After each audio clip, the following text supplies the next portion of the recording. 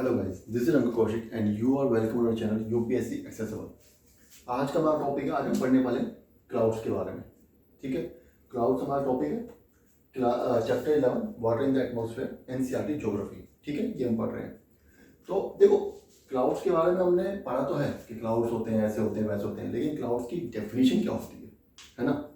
तो clouds basically mass of water droplets होते हैं या मास ऑफ क्रिस्टल। या तो वाटर ड्रॉपलेट होगा एटमॉस्फेयर में या आइस होगा। ठीक है, आइस क्रिस्टल्स होंगे। कैसे बनते हो? Because of condensation of in the air. Water vapour का कंडेंसेशन हो जाता है एयर में, तो क्या होगा? वाटर ड्रॉपलेट्स बनेंगे या आइस क्रिस्टल्स बनेंगे। उस मास को हम क्लाउड बोलते हैं, लेकिन वो मास अर्थ सरफेस से ऊंचाई पर होना चाहिए, सरफेस के पास नहीं होना चाहिए। अगर वो एयर मास एयर पार्टिकल अगर सरफेस के पास है तो तब उसको हम फोग या मिस्ट बोलेंगे। ठीक है, क्लाउड बोलने के लिए सबसे पहली कंडीशन है कि वो कंसिडरेबल हाइट पे बनना चाहिए। ठीक है, समझ आ गया? वो जो कंडेंसेशन हुआ है वो एक हाइट के ऊपर होना चाहिए, उससे नीचे नहीं होना चाहिए। ठीक है, चलिए आगे देखते हैं। Cloud is mass of minute water droplets और tiny crystals of the ice formed by the condensation of water vapor in free air at considerable elevation. Considerable elevation पे बननी चाहिए। मास ऑफ माइन्यूट वाटर ड्रॉपलेट्स और tiny crystals होते हैं, of ice होते हैं, form by कैसे? कंडेंसेशन की वजह से बनते हैं। किसका condensation? Of water vapour in free air. ठीक है, समझ आ गया यहाँ तक? डेफिनेशन क्लियर होगी क्लाउड्स की। ये डेफिनेशन एनसीईआरटी की कहीं भी चेक सकते हो, जहां भी आपका मन करे मन लिख सकते हो आराम से। ठीक है, एनसीईआरटी की डेफिनेशन है। As clouds are formed at some height over the surface of the earth, they take various shapes. क्योंकि क्लाउड्स जो है वो हाइट से ऊपर बनते हैं, काफ़ी हाइट पे बनते हैं, तो उनकी वेरियस शेप्स में बनते हैं। इन शेप्स के बारे में भी हम डिस्कस करने वाले हैं आगे। कौन सी शेप कैसे बनती है, सभी शेप के बारे में, उसके बेसिस पे कौन सा क्लाउड बनता है, ये सब चीज़ें हम आगे इसी क्लास में डिस्कस करने वाले हैं। अकॉर्डिंग टू देयर हाइट, अब क्लाउड्स को क्लासीफाई किया जाता है। क्लासीफाई करने का तरीका क्या है? सबसे पहला क्या है, बेसिस क्या है? सबसे पहला उनकी हाइट, कितनी हाइट पे कौन सा क्लाउड बन रहा है, उसका एक्सपेंस कितना है, फैलाव कितना है, कितना दूर तक स्प्रेड हो रहा है वो, डेंसिटी कितनी है।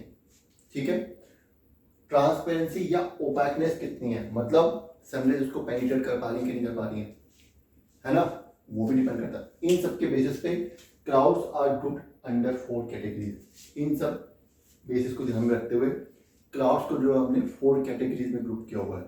वो 4 कैटेगरी कौन कौन सी है? सबसे पहली साइरस है, ये सबसे ऊपर बनते हैं। उसके बाद क्यूमुलस है, उसके बाद स्ट्रेटस है, और उसके बाद निम्बस है। निम्बस लो क्लाउड्स होते हैं।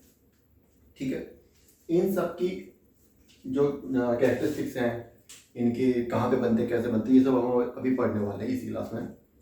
प्लस इन सब के कॉम्बिनेशन भी होते हैं, ये आपस में जब जुड़ जाते हैं इनका कॉम्बिनेशन भी होता है, उस वो भी क्लाउड्स पाए जाते हैं। वो कॉम्बिनेशन के बारे में भी हमें इसी क्लास में डिस्कस करना है। ठीक है, चलिए फिर आगे बढ़ते हैं।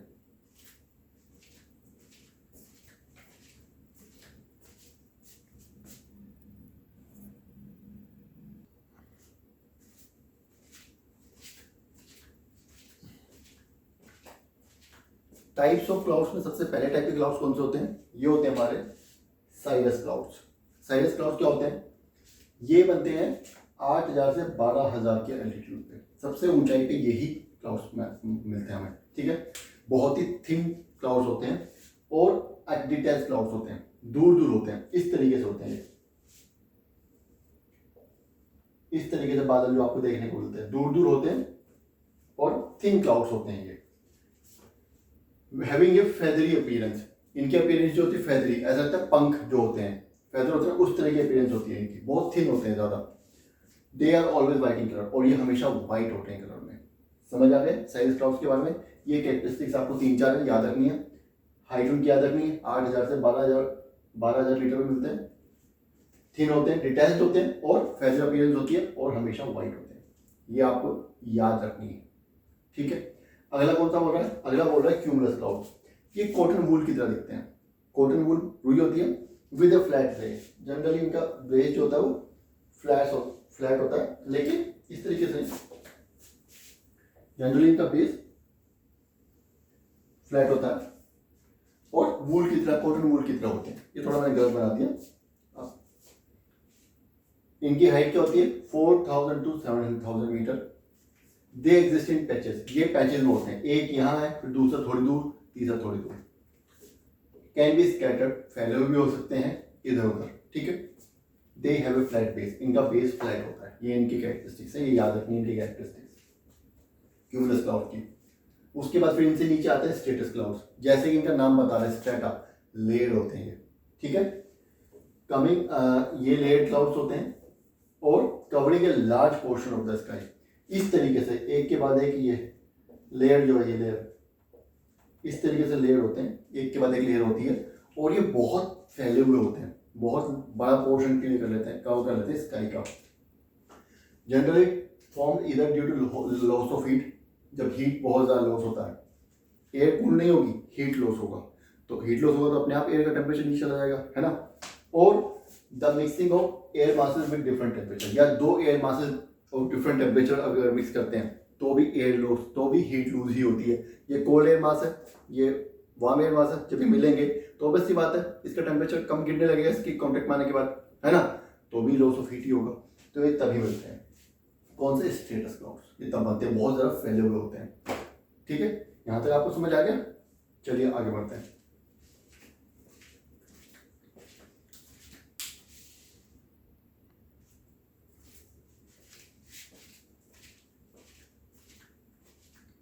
चलिए आगे बढ़ते हैं। अब हमारे कौन से आ गए, निम्बस क्लाउड्स, 4 टाइप है।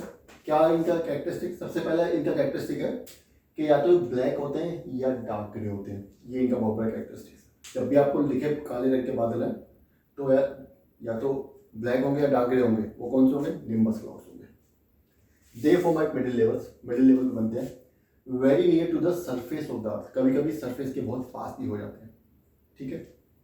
दे आर एक्सट्रीमली डेंस, बहुत ज़्यादा डेंस होते हैं, एंड ओपाक टू सनरेज, अगर कभी छाया हो गई है, मतलब सनलाइट नहीं पहुंच पा रही है, एकदम से दोपहर को अंधेरा हो गया है, तो समझो निम्बस क्लाउड्स है वहाँ पे, ठीक है, किसी भी फॉर्म में निम्बस क्लाउड्स हैं वहाँ पे। Sometimes the clouds are so low that seem to touch the ground, कभी कभी क्लाउड्स इतने लो होते हैं तो ऐसा लगता है कि ग्राउंड को ही टच कर लेंगे, ठीक है।